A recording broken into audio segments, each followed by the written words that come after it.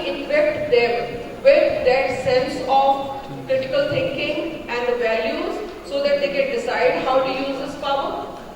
So putting this as a context, I would be inviting Professor Pant today to talk about this.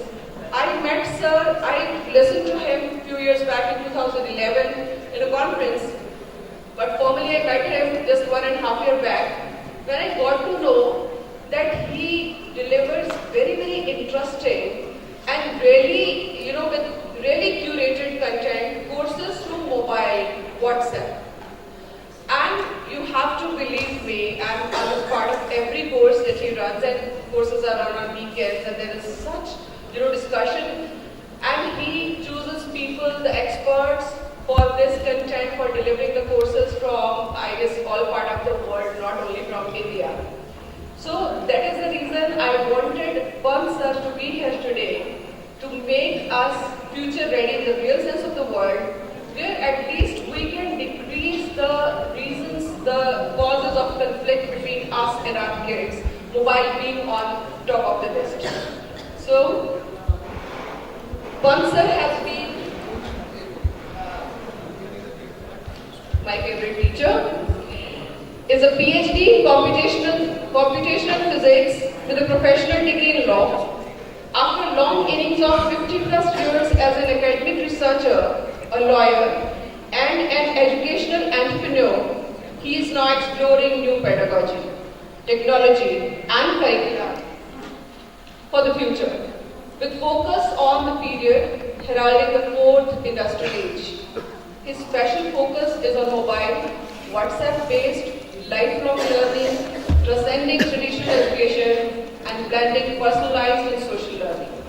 Some of his current educational initiatives are making sense of artificial intelligence, coming of age in the 4th industrial age that he runs for kids from 16-year-old and onwards, and smart parenting and developing teacherpreneurs.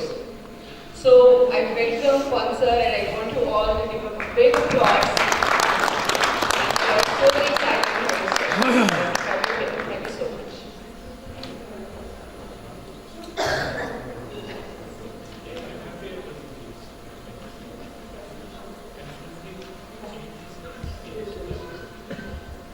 So, very good afternoon, and this is a very tricky time slot to be given. You all had to go to lunch, and I'm sure you're ready to sleep. And I will tell you stories to help you in that. But if the dreams that you have excite you, you will probably get awake. They may also scare you, and in that case, again, you will be awake. So we'll talk about some of those things in the future. I have a problem these days because when I go to attend some event, I'm not sure whether I should take PowerPoint slides or not. I was once invited for some conference, and the evening before that, the organizer, she called me, "Sir, will you be using PowerPoint or speaking just like that?" It looked like, will you be coming in a dhoti kurta or proper suit, dress and tie? So I, by way of precaution, sent a set of PowerPoint slides to Archana so that I don't look with violating the dress code. But I really want to talk to you, so I don't really want to show you slides. Slides are there, and they will be, they can all be had when Archana gives it to you. And I'll probably be like a practical school teacher. I will first tell you what I want to say, then run through the slides to complete the CBSE course. So that's like the CBSE course, and this is what. I hope no exams, sir. No exams, I hope. No exams. Please. Exam is the rest of your life. So although we haven't planned it that way, this is kind of pretty interestingly sequential. So what Bala said in the beginning is, Bala still here or gone? Gone, right? So now I can criticize the CBSE also. So, and then what Raj says, I'm kind of building on this. No, see, Bala I know for a long time. There are a lot of things. But there is a lot of damage which CBSE has done. Like there is a lot of damage which IITs have done. I don't know how many of you have ever heard that there was an article by somebody, a book by some Padmaja Naidu or something, only if the nation knew how much it cost to keep Gandhi poor. Has anybody heard of this? Sarojini Naidu. Only if the nation knew how much damage the IITs have done to Indian youth, we would realize that there's a very serious thing. The benefits is very limited. Some Silicon Valley has benefited with something, but the damage to Indian youth because of the IIT and via the parents has been enormous. So that's something for another maybe. But I want to say, because this is finite, it will be very soon. So I am electronically well connected. Like Bala has a nice email, bala1947@gmail.com, where he discloses his date of birth. I have identity which is very simple, mmpant@gmail.com, mmpant@hotmail.com.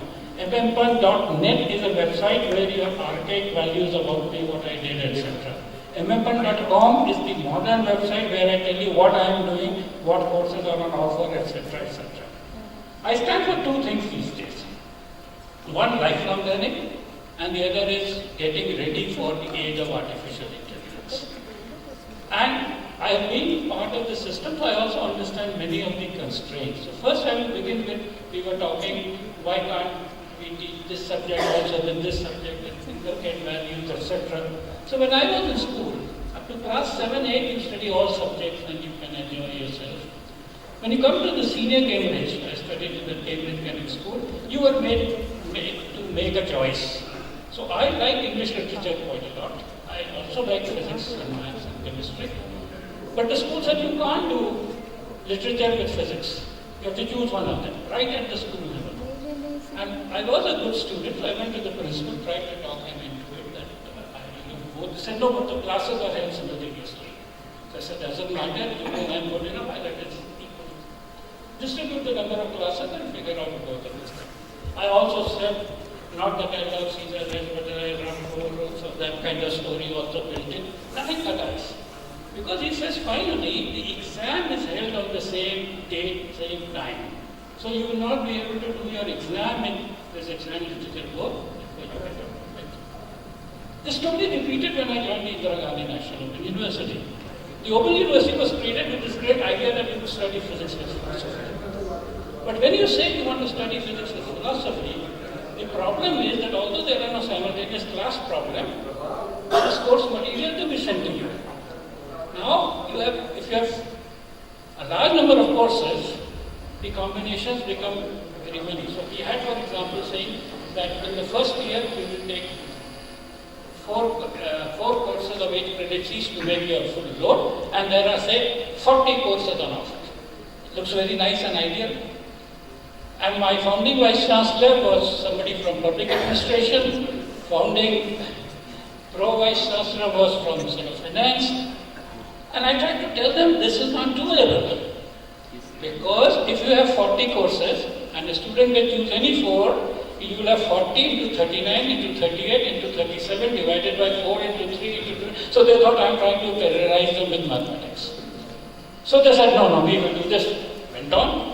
When the first round of admissions happened and people took courses at arbitrary length, you wouldn't know how to distribute the courses.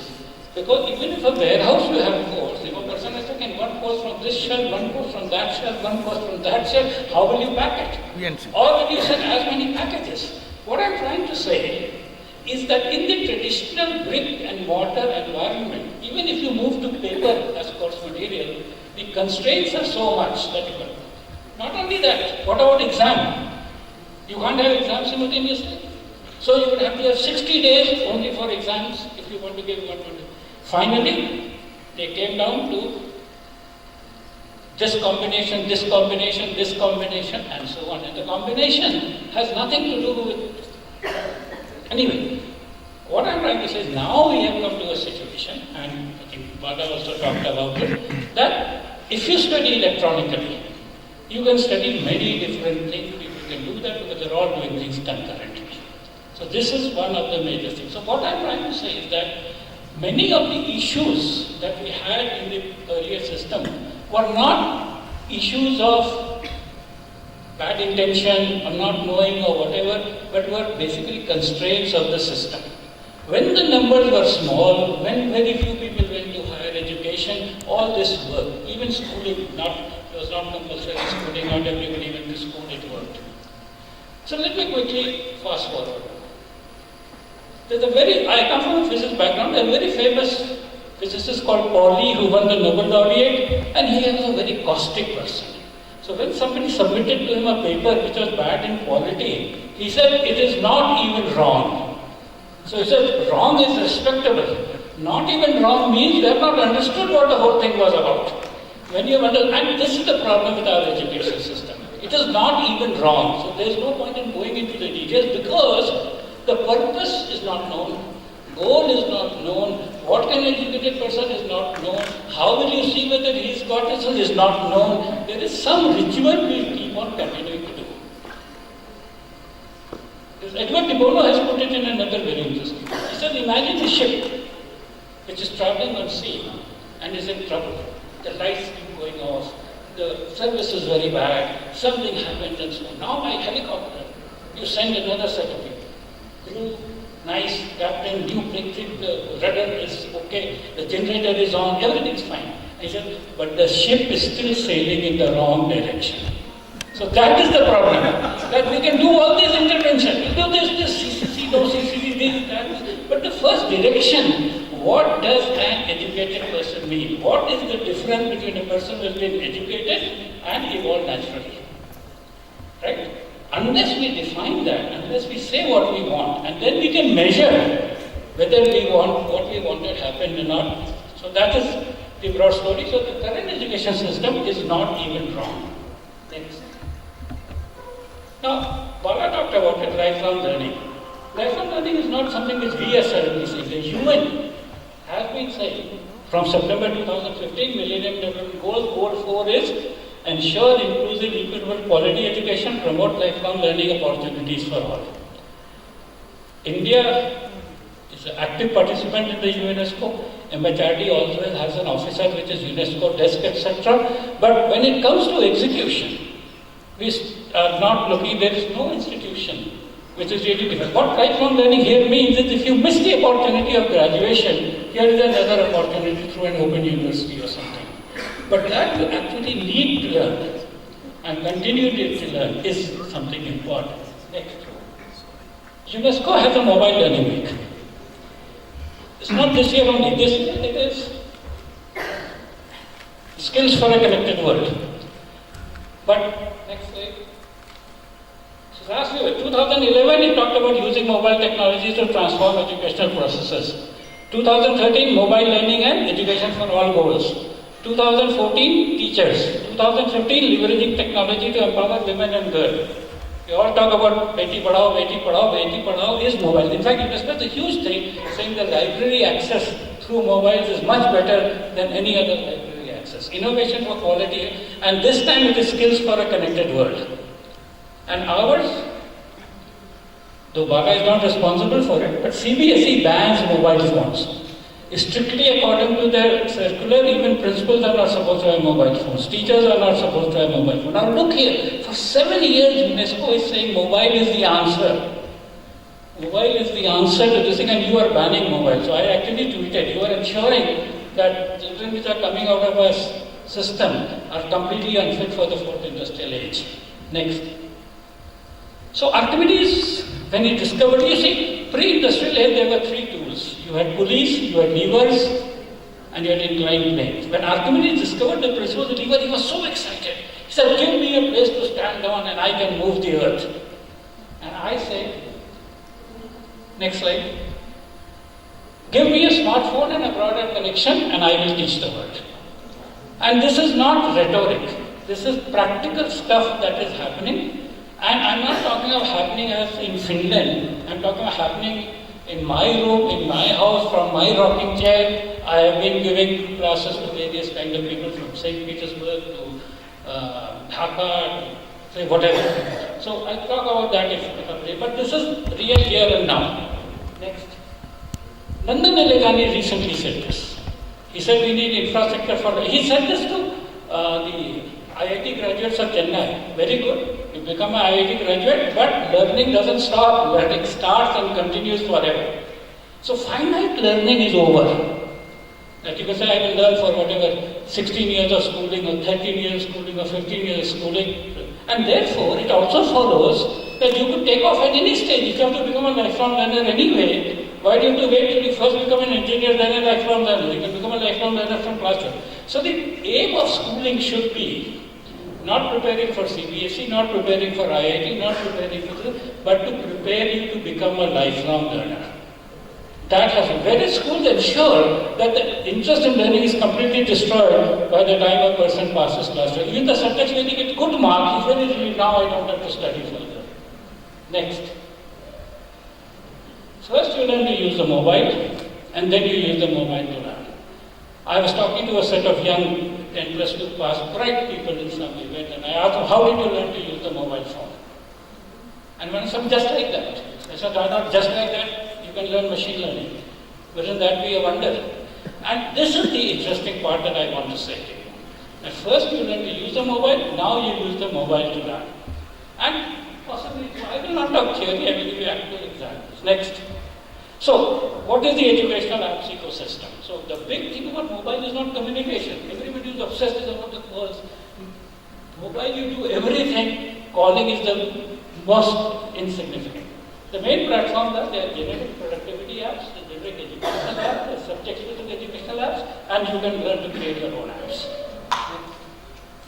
What are the generic apps? You do Gmail, WhatsApp, YouTube, Evernote, eNote, WordPress. If you know these things, it's a complete learning tool. Next. Subject related. Maths Khan Academy is a wonderful resource. And I'm sure all of you know the story of Khan Academy, but just imagine that you are having a resource which is the same as what Bill Gates' son is using. The poorest child can use the same. In which other thing can you be a common with Bill Gates and his family? But it is there as free. Then Duolingo is an app for learning languages. All kinds of foreign languages. Amazing. Blinkist is for grown-ups, lifelong learning, any famous book, etc. Put in 15 minutes, 20 minutes, whatever you want. Physics, you can have physics, monster physics, physics 10, chemistry, etc. Next. Here is the periodic table of apps. So you've got all kinds of things which give there. Next. Survey videos. These are beautiful videos if you watch on your mobile. Maths, how are all the fields connected? Physics, how are all the fields connected? Chemistry, how are the fields connected? And amazing. I am absolutely impressed. Next. Now, AI. Putin says he was speaking to 1 million children in Russia. Like our person talks about Mann Ki Baat. But in his Mann Ki Baat, he said, learn AI. Because AI is the most important thing that is going to happen. And this is very important. I want to spend some time on this. You know, right after the Second World War, after Hiroshima and Nagasaki, US was technically the dominant country on the planet. And they thought that the Russians used to copy them. So after they made the bomb, the Russians also made the bomb, and there was always a time lag. And they had this theory that the Russians bring in some spies who steal the information from our scientists. Maybe they have pretty girls talking to our scientists and they teach them all nuclear physics while they are there, and then they make the bombs. October 1957, when Russia launched the Sputnik, the Americans were dazed because they couldn't have copied it from them because they hadn't had. That is when they got awakened. And they had a huge mission of changing science education, the Nuffield Science Project, this, that, whatever.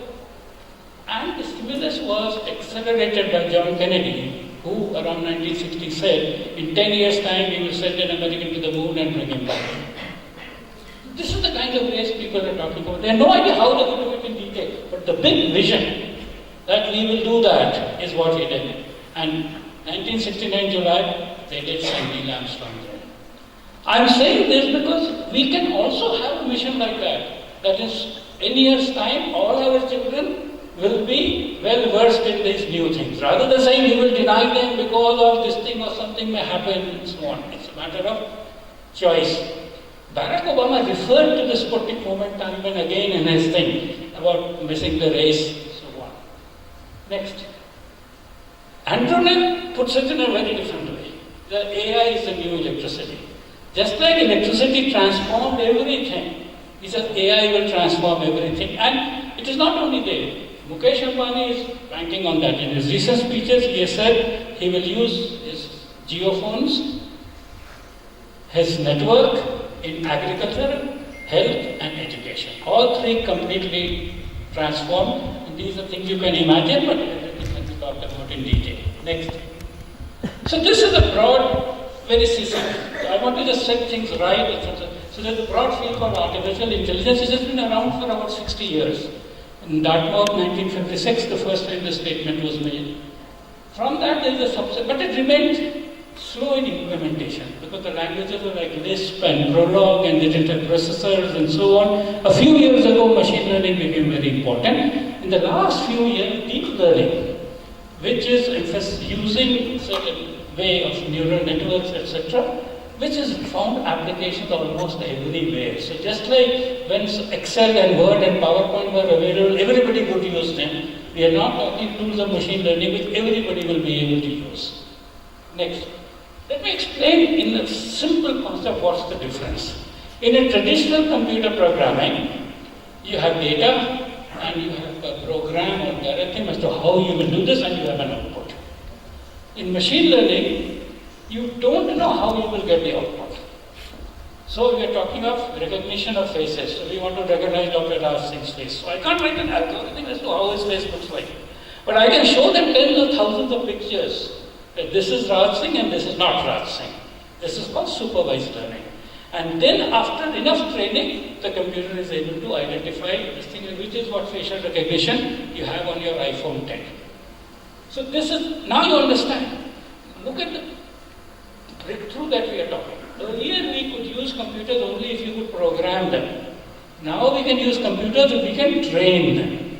And this is a huge difference in terms of, in fact, what Archana was also saying. So now you look at what people we are training for. No, there is no point in training people for entrance exam because there are already software which can pass the entrance exam. There is no point in simply saying if you can read and write what is in the book without looking at the book, it has no great value. We are still don't like it, but it has no great value because the software will do that for you. Blinkist is doing that and so on. So what will humans do? They will do something more important and more difficult and more challenging. Next. Already, Apple iPhone X is an AI-enabled phone. He doesn't call that because he's afraid that consumers won't buy it. They will think it is for technical people. So he says face recognition. But the point is, once that AI power is there, it can have all other kind of AI apps. Over next year, you can imagine that there is a whole app store with AI apps available for the iPhone. But iPhone is premium. UI is trying to do the same. Others are doing the same. And we all hear that China is leading the pack in machine learning applications. So what we are saying is, it's not only now something, it's the most powerful method of access to information. Next. Bill Gates. Bill Gates now imagines that you will have a chatbot which can answer all your